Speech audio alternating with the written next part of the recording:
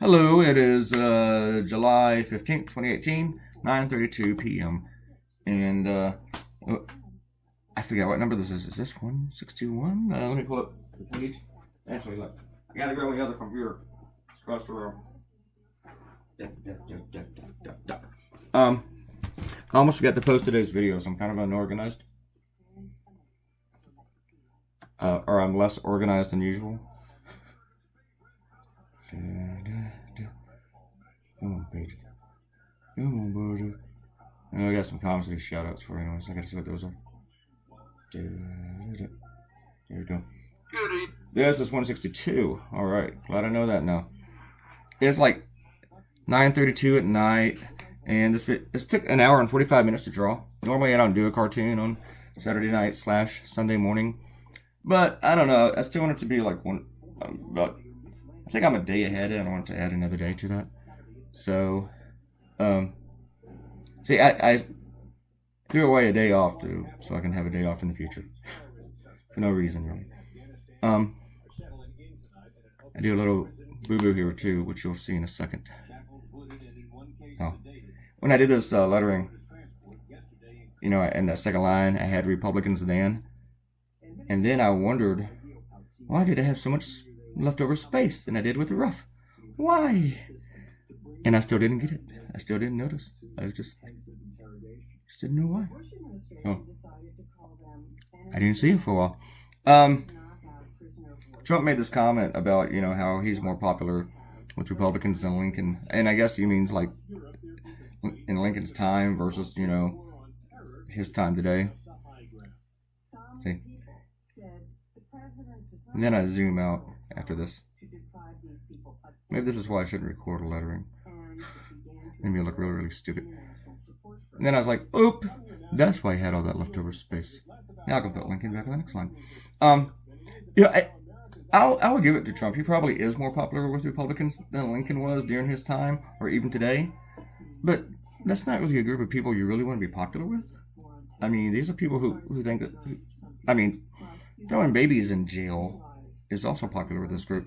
But you also have to look at that Lincoln was presiding over a civil war, so literally half the country hated him. And if you only count the white people, if only their views mattered, and back then, only their views mattered. White males at that, not even women. Women couldn't even vote. While Lincoln was trying to save the country, trying to bring a union back together, Trump is trying to tear it apart. He is literally trying to tear it apart. You can say, no, he's working for us, trying to... No. This guy, he is divisive. He aims to be divisive. The NFL stuff, throwing babies in prison, he is working. I mean, yelling, accusing people of being gang members, you know, when they're children. He is working for division, praising Nazis. This is what he wants to do. He wants division. Whereas Lincoln did not. Lincoln was trying to avoid it, or trying to repair it. Not Donald Trump. Plus, Lincoln was also honest, and that's not something we talk about with Trump. Not honest at all. And, man, what a horrible, horrible weekend he's had. I mean, he thinks he's great. I'm sure he's cheering on, but just such dick move after dick move. He made the Queen wait, and what you want to bet he doesn't keep Putin waiting.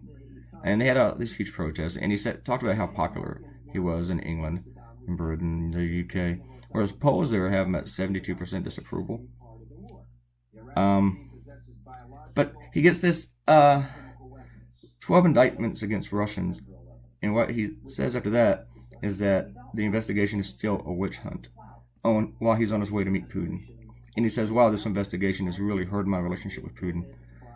It's like you're upset about the victims, you're doubling down on the victims. He's blaming Obama for all this. He says, oh, that stuff happened during the Obama administration. Yes, Russians attacked us during Obama's administration to give you your administration. I mean, and then today he even congratulated Putin for, while congratulating France, he decided to congratulate Putin for hosting the World Cup. The guy can't get away from just congratulating Putin. And then, once again, he called the press the enemy of the American people. So, yeah, he had a very douchey weekend.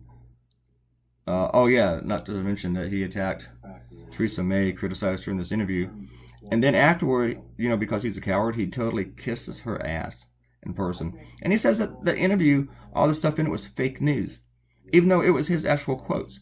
He's actually calling his own quotes fake news now. And it was a Rupert Murdoch paper. Which I'm kind of surprised Rupert Murdoch has papers, because Republicans, you think they don't read?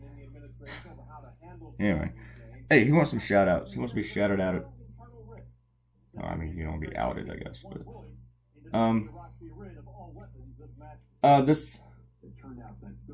the one I'm about to, the shout-outs for, is for the one with, the Putin gloves. The Putin puppets. So I had this new burger at McDonald's today, and I needed Tums. I'm like, I'm gonna eat one now. It was huge. Also, I barely finished it. It has this double smokehouse bacon thingy. Wanted to try it.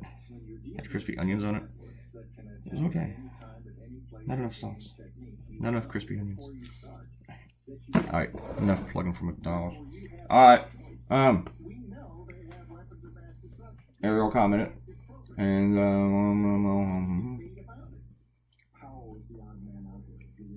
talk about 3 or 4 different things. Thanks for commenting, Ariel. I'll probably go into them bit by bit, piece by piece. But they're all very, very valid, good points. Give it that. Please don't stop commenting. And Robert Cortino writes my name 6 times.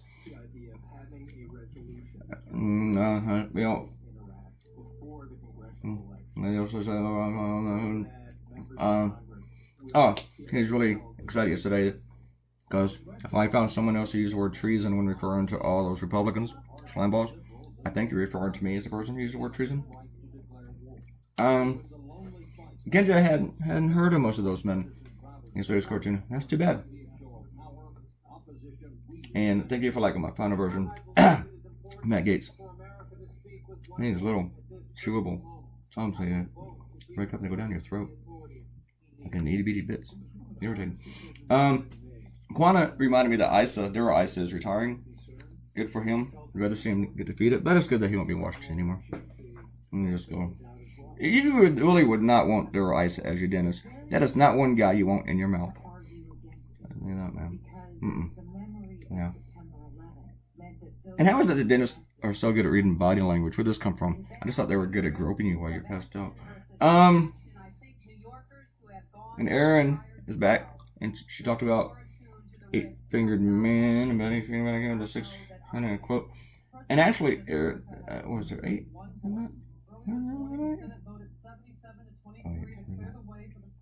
I think it was 8.